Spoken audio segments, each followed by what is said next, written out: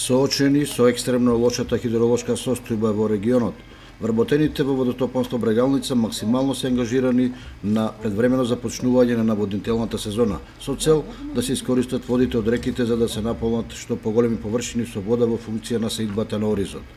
Настојувањата на место во третата декада на април, наводнувањето да започне на почетокот на втората, вчера ги запред дефектот на една од машините кои се користат за правење насипи за зафаќање на речните води. Би сакале да се задржиме кон тие стари традиции, каде што водата традиционално била пуштена околу Благовец, така речена нели 7 април Благовец. И еве се трудиме ланска година и оваа година, лани сезонава, ја пуштивме некаде околу 10 април, така да и оваа година еве тука некаде се движиме во рамките на дозволеното. И би сакале да се задржиме, значи секоја сезона да стартуваме околу 10 април. Целта е за да може навремено да се наполнат првите полиња кои што се на устата наставна на влезот на цело оризово поле и со тек на време да можат побрзо да се наполнат и подолните полиња.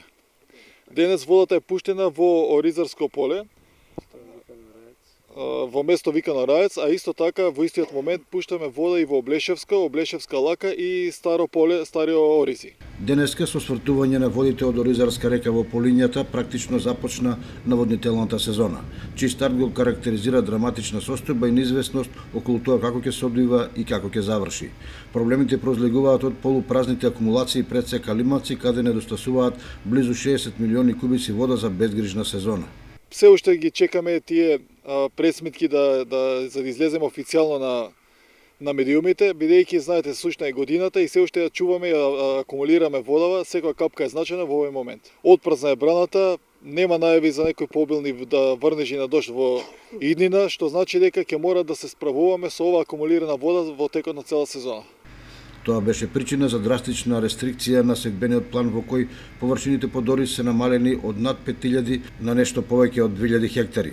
Какви последични агростопански реперкусии ќе предизвика тоа, допрва ќе се анализира. Расположението меѓу земјоделците поради пренамената на површините е различно. Едни сметаат дека промената на сетбениот план е добродојдена, бидејќи оризопроизводството во последните години е неисплатливо. Други пак се плашат дека нивните површини, кои не се погодни за други култури, практично ќе останат непосејани. Мора нешто друго, ке нас е малку поклета земјата. Потешка црна земја е, може и ќе лежат тие, најверојатно. За друга година за УЕС. Не е кога... Па дел нешто, тоа е кај пругата доле жита земја, таа ќе биде може нешто. А овој горе не. Нема да биде. Инаку, за брза и ефикасна сеидба се подготвуваат земјоделците во целата Кочанска котлина, бидејќи на тој начин рационално ќе се искористат расположивите количини вода за наводнување. Пуштањето на водата од Калимавци преку магистралните канали се очекува кон крајот на април, кога сеидбата ќе добие максимална динамика.